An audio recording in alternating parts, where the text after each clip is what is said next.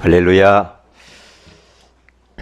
2017년도 새해가 밝았습니다. 우리 옆에 있는 분들하고 축복의 인사를 나누시기를 바랍니다. 새해 복 많이 받으세요. 새해 건강하시기 바랍니다. 전도자의 삶으로 인생의 본질을 바꿉시다. 우리 인사하십시다.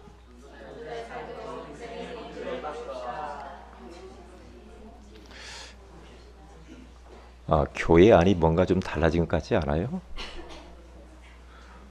아주 천국 온 것 같으네요. 얼마나 환한지. 여러분의 얼굴이 너무나 해처럼 밝고 너무나도 성령 충만하게 보이고 아름답게 보입니다. 진작 이렇게 했으면 얼마나 좋았을까요? 이것을 위해서 헌신하신 우리 장 집사님한테 감사를 드립니다. 하나님이 우리에게 새해를 맞이하도록 은혜를 주신 것은 여러 가지 이유가 있겠죠. 일단 우리 자신이 새해를 맞이할 수 있는 기회를 얻은 것. 우리가 지금 생명이 있어서 2017년도를 맞이했다는 이 자체가 하나님 앞에 참 감사하지 않을 수가 없습니다. 그래서 새해를 주신 이유는 많이 있겠지만은 이제는 더 이상 과거에 머물러 살지 말라는 겁니다. 과거에 눈물 흘릴 일도 많고 또 좋은 일도 있겠지만은 이런저런 일 다 이제는 뒤로 하고 이제 앞만 보고 하나님이 응답하실 것, 하나님이 미래에 우리에게 꿈을 꾸면서 주게 하실 그러한 축복들을 기대하면서 희망찬 새해를 이게 살으라고 기회를 주신 줄로 믿습니다. 그래서 올해는 그동안에 여러분에게 응답이 되지 않았던 부분들이 좀 응답이 되어지는 한 해가 되게 되시고요. 그리고 여러분들이 주님을 위해서 좀 뭔가 헌신했던 것들이 조금 미비했다고 한다면 하나님이 다시 한번 우리에게 기회를 주셨으니까 이제 올해는 멋지게 주님을 위하여서 가정을 살리고 교회를 살리고 현장을 살리는 이 축복을 여러분들이 누리시기를 주님의 이름으로 축원을 드립니다. 자, 그러면 2017년도 1월 1일이 오늘이 주일이죠. 참 제가 살면서 이런 날 처음인 것 같아. 여러분들 어디 가야 되잖아요. 그런데 참 그런데 올해 12월 31일도 뭐예요? 주일이야. 그래서 53주입니다. 특별한 한 해죠. 그렇기 때문에 53주를 여러분들이 예배에 성공하시기를 바랍니다.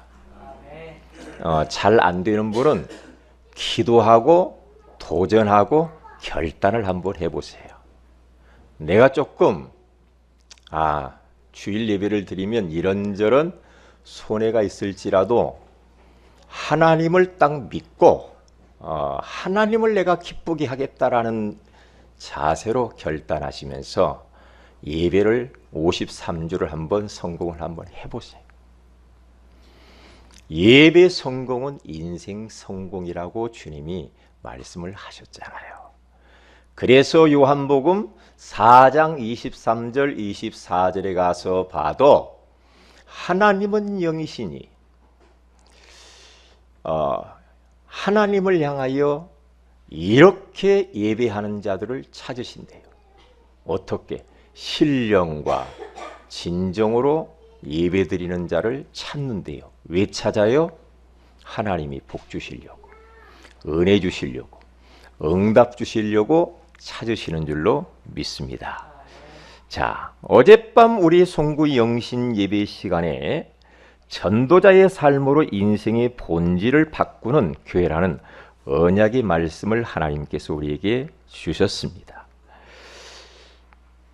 인생의 본질을 바꾸는 교회가 되려면 강단에서 오직 그리스도가 선포되어야 되고 하나님의 나라, 성령 충만의 비밀이 선포되어야 된다라고 우리에게 말씀을 주셨습니다. 그래서 저는 그 말씀을 하나님이 주신 미션으로 딱 붙잡았습니다. 그래 저는 할 수 있는 한 최선을 다하여 주일 오전에는 복음과 관련되어진 말씀만 선포하려고 합니다. 그래서 오늘 전한 말씀의 제목이 인생의 본질을 바꾸는 복음. 복음이 아니면 인생의 본질을 바꿀 수가 없어요. 많은 사람들은 비본질적인 것에 관심이 많잖아요. 일시적이고 찰나적이고 순간적이고 촉감적인 것에 사람들은 관심이 많아요. 그런데 여러분과 저는 인생의 근원적인 거, 근본적인 거, 본질적인 것에 관심을 가져야 돼요. 본질이 바뀌면 나머지는 다 따라오게 돼 있어요.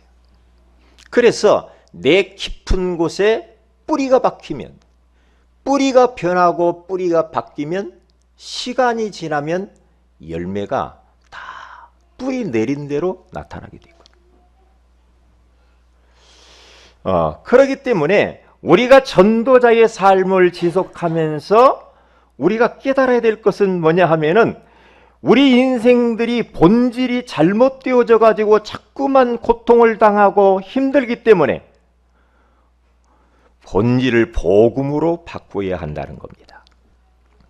그래서 오늘 말씀을 붙잡고 기도하면서 인생의 본질이 회복되는 축복의 주역들이 되시기를 주님의 이름으로 축복을 드립니다. 우리 사랑하는 성도 여러분, 요즘 세상 나라를 보고 마음이 편하지 않지요.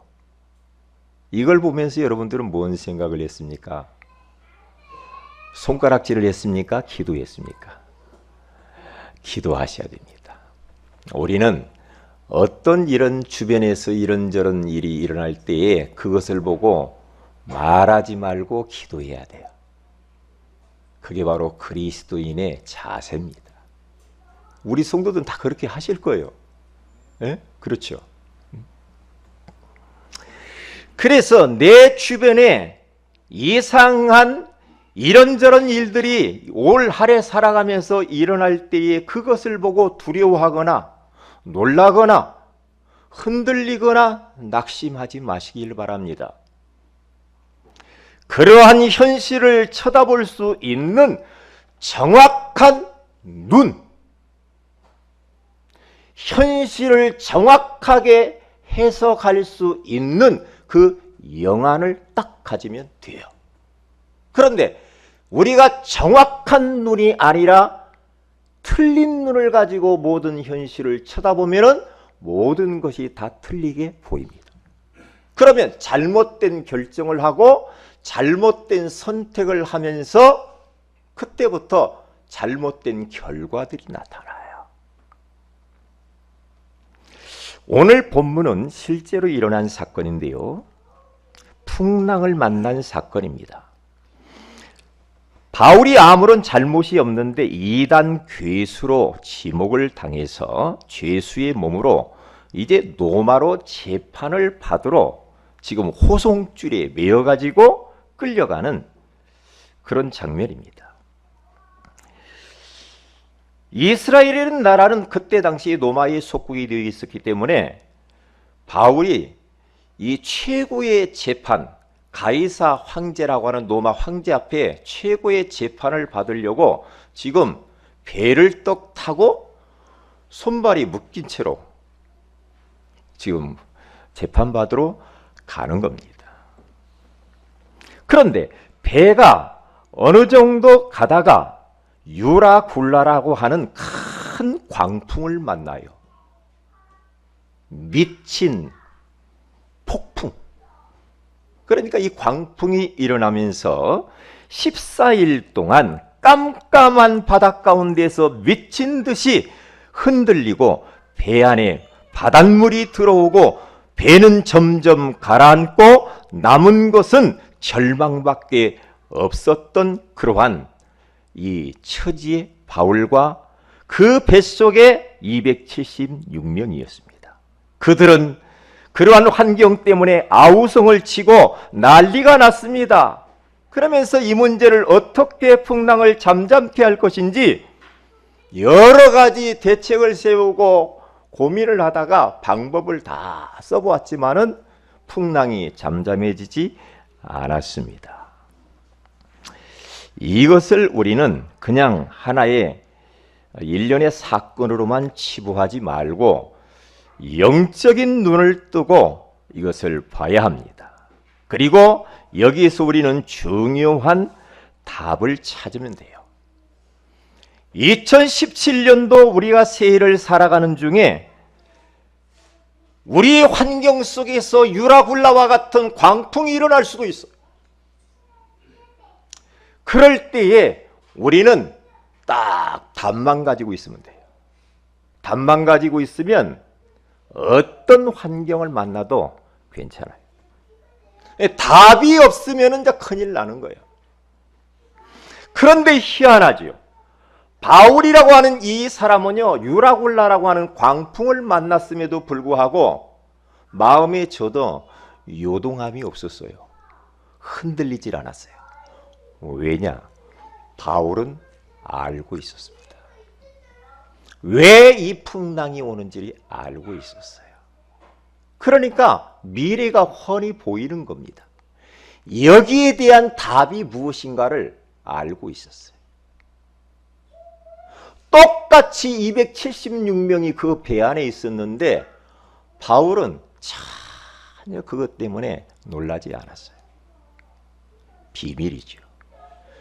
남이 모르는 나만의 그 비밀이 있었어요. 요셉이라고 하는 이 사람이 형들에게 팔려가지고 구덩이에 던져지고 아무 잘못도 없는데 노예로 팔려가서 노예 생활을 하고 거기에서 누명 쓰고 감옥에 갑니다. 그런데 요셉은 알고 있었습니다. 자기가 억울하게 형들에게 이렇게 팔리고 감옥 가고 노예로 가고 누명 쓰고 내가 왜 이래? 내가 나중에 출세해서 형들에게 본때를 보일 거야. 그렇게 말하지 않았어요. 왜냐? 요셉은 알고 있었습니다. 뭘? 자기가 지금 이렇게 팔려가는 것은 하나님이 나에게 주신 비전, 꿈, 애굽 복음화, 그리고 애굽에서 쌀 팔면서 여호와 하나님을 설명하는 세계 복음화라는 이 엄청난 비전을 딱 가지고 있어요. 그러니까 자기의 지금 걸어가는 길이 가시밭길 같아도 전혀 요동이 없어요. 알고 있으면 됩니다. 그러면 알고 있으면 사람이 모든 것이 정확하게 보는 눈이 열려요. 그래서 실수하지 않아요. 실수하지 않다니까요. 여러분과 저는 하나님의 자녀요, 하나님의 손안에 붙들린 사람들이기 때문에 불신자와 다르게 하나님이 준비하시고 하나님이 예비하신 그 길이, 축복의 길이 따로 있는 줄로 믿습니다. 그렇기 때문에 눈꽃만큼도 흔들지 말아라. 마귀는 여러 가지 주변의 현실을 통하여 풍랑을 통하여서 너 큰일 났다.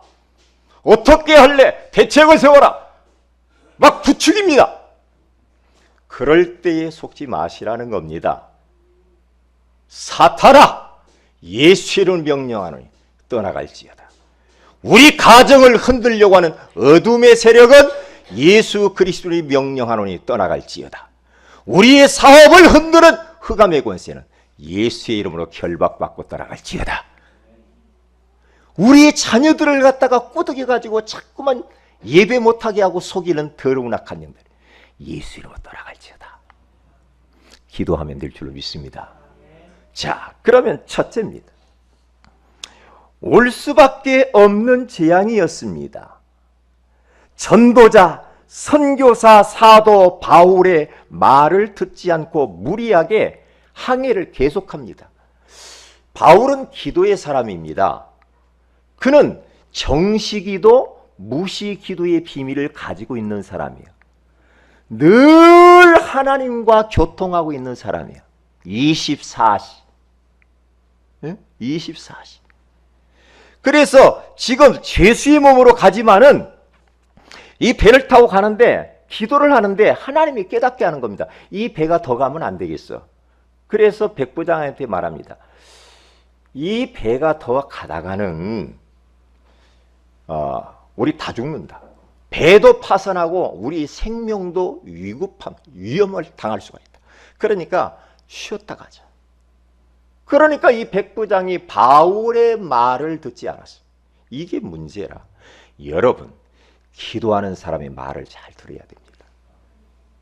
바울의 말을 듣지 아니하고 오늘 성경 본문에 가서 보니까 뭐라고 나오냐? 11절에 가서 보면은 백부장이 선장과 선주의 말을 바울의 말보다 더 믿더라.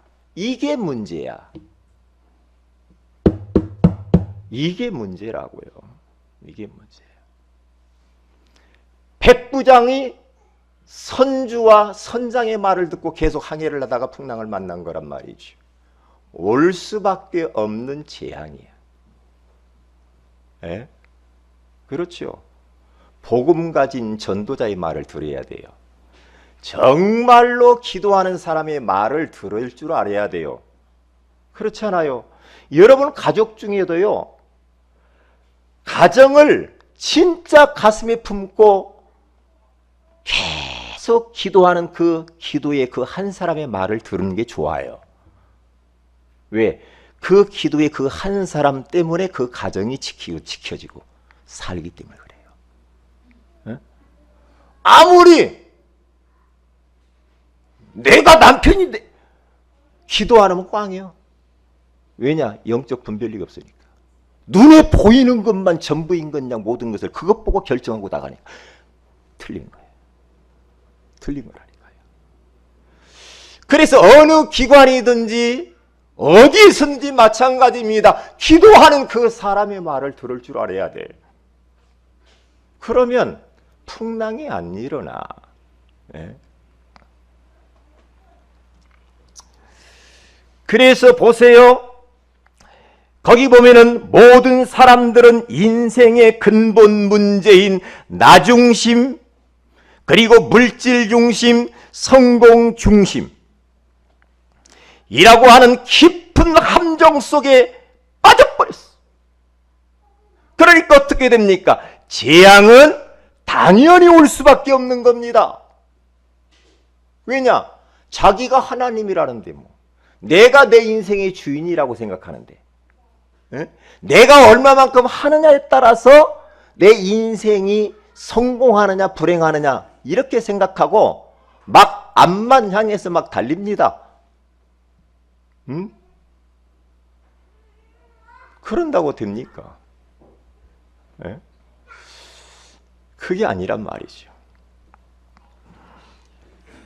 사람들은 지금 하나님도 모르고 사단의 정체도 모르고 내세도 모르고 인간이 무엇인가를 모르고 땅의 것만 집착하여 짐승처럼 살아가고 있어요. 안타깝잖아요.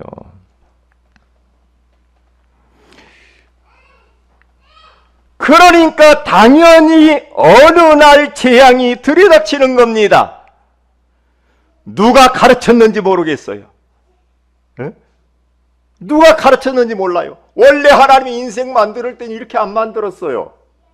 하나님과 함께 살면서 하나님의 말씀을 들으면서 하나님의 통치를 받으면서 하나님이 원하시는 그 목적을 이루면서 땅을 정복하고 다스리고 충만케 하라고 했는데 범죄하고 난 이후의 인생들이 변한 게 뭐냐? 하나님 싫다는 거요. 내가 최고지. 응? 나 하나님 없이도 얼마든지 살 수 있는데 뭐. 지금까지도 잘 살아왔잖아. 그러면서 내가 최고야. 돈이 최고야. 성공이 내 인생의 목적이야. 여러분, 지금 한국이 나름대로 성공했다는 사람들 추풍 낙엽처럼 다 떨어져 버리죠. 어느 날 재앙이 옵니다. 어느 날 오면 그때는 때는 늦으리. 때가 늦어요.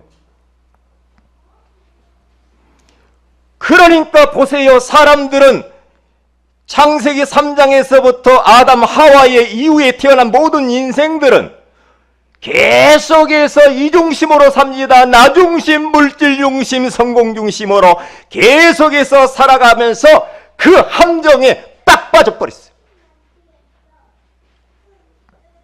부모들이 그렇게 가르칩니다. 세상에서 그렇게 가르칩니다. 학교에서 그렇게 가르칩니다. 모든 세상 돌아가는 것이 전부 다 그렇게 가잖아요.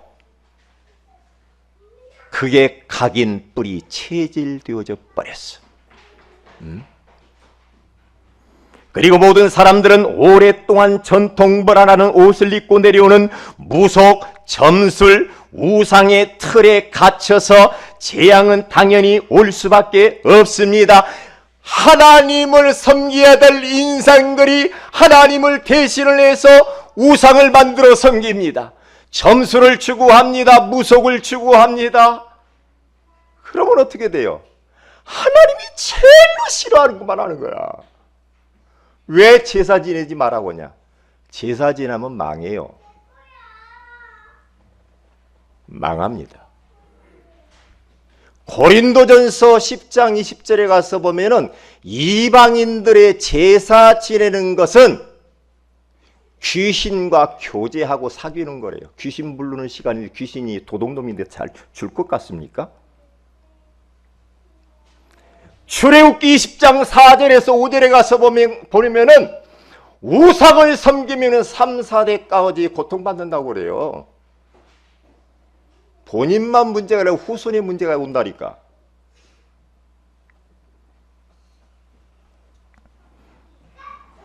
그러니까 대통령이라고 하는 이분이 최순실이라고 하는 영적으로 시달리는 이 영매인 이 최순실이 붙잡혀가지고 지금 나라가 혼란스러운 거예요. 모든 사람들은 아무리 몸부림을 쳐도 빠져나올 수 없는 운명이라는 올무 가운데 걸려가지고 원인도 모르게 고통을 당하고 있습니다. 왜 나에게, 우리 가정에게, 우리 부모에게, 우리 자녀에게 이러한 일들이 일어날까? 왜 그럴까 말이야. 그 원인을 알 수 없는 두려움과 공허함과 염려와 불안과 근심으로 지금 사람들이 시달리고 있다 이 말이죠. 그러다 보니까 경제 문제가 찾아옵니다. 가정 문제가 찾아옵니다. 자녀 문제가 찾아옵니다. 그렇게 시달리다가 죽으면 어쩔 수 없어요. 마귀를 가두려고 하는 지옥의 불구덩이로 마귀하고 같이 들어가는 겁니다.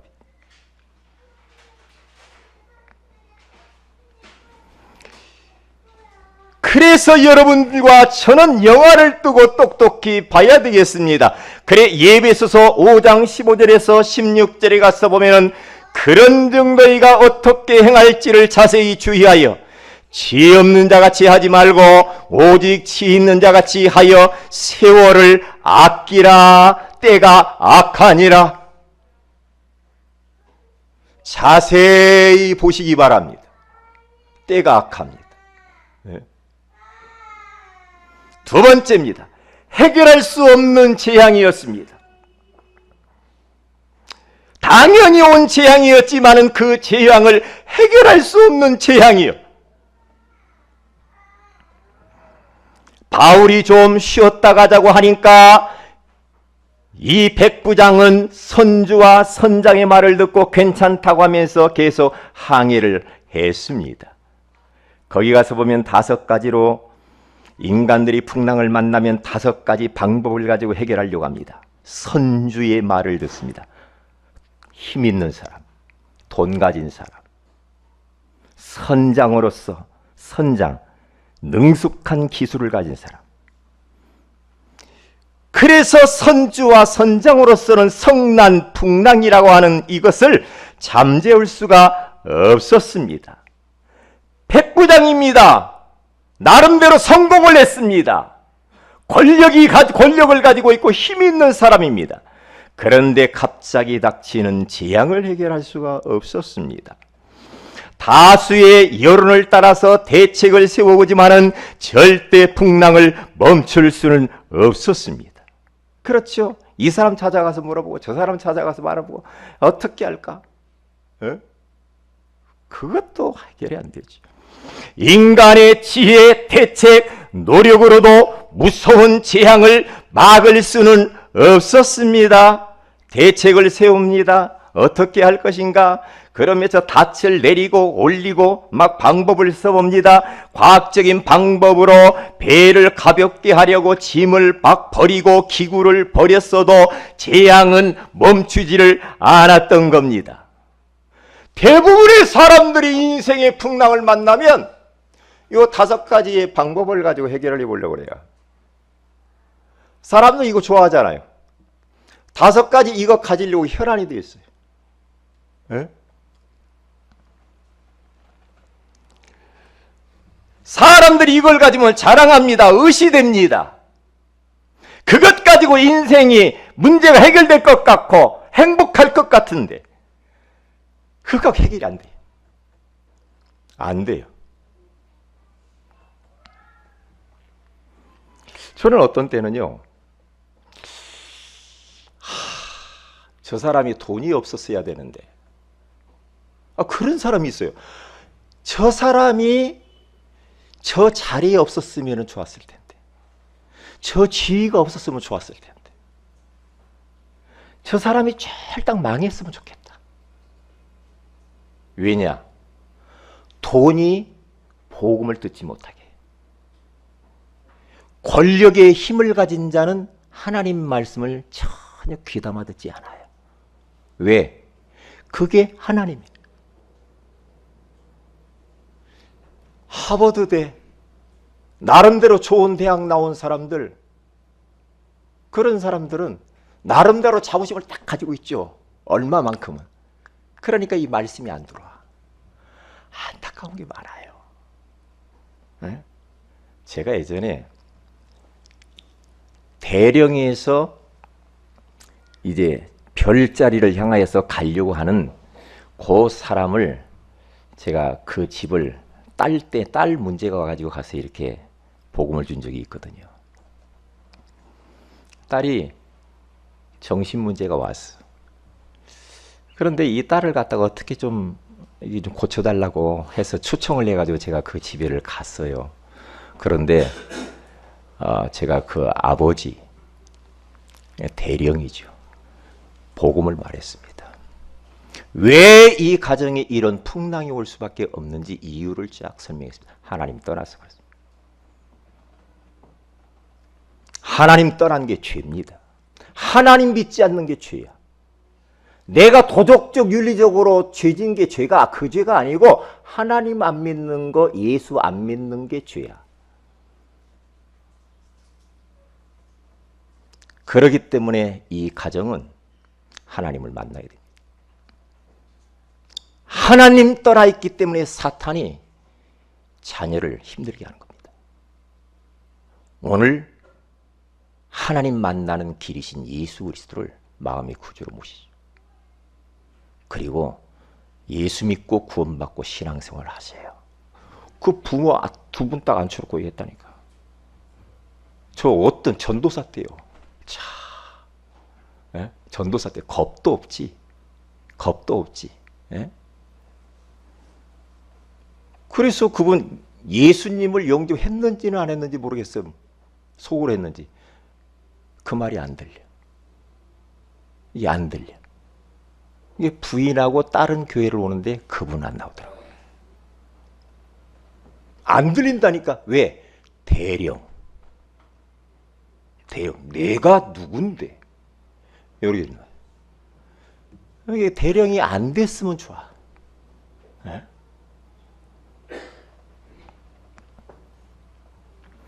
그런데 참 희한하죠. 이렇게 인간들이 좋아하는 이 화려한 것들이 어느 날 전혀 무가치하고 필요 없게 되어지는 그날이 옵니다. 그렇게 좋아하던 거 다 버려야 돼. 아무 소용이 없어. 좋은 거 다 버려. 짐도 버리고 휴대폰도 버리고 다 버려야 돼. 그토록 좋아하던 모든 거 다 버려야 돼. 어느 날 내가 그토록 좋아하던 골프채도 필요 없어. 그 좋은 집 좋은 차도 소용없어. 어느 날이.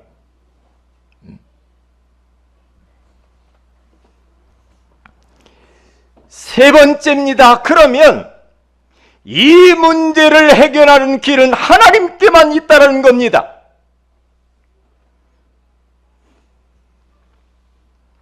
지금 그 배에 소중한 생명 270명이 지금 생사를 오고 가면서 죽느냐 사느냐 하는 그러한 입장 가운데에 처해 있잖아요. 근데 그 생명이 누구에게 달려있느냐 하면은 하나님의 손에 달려있다.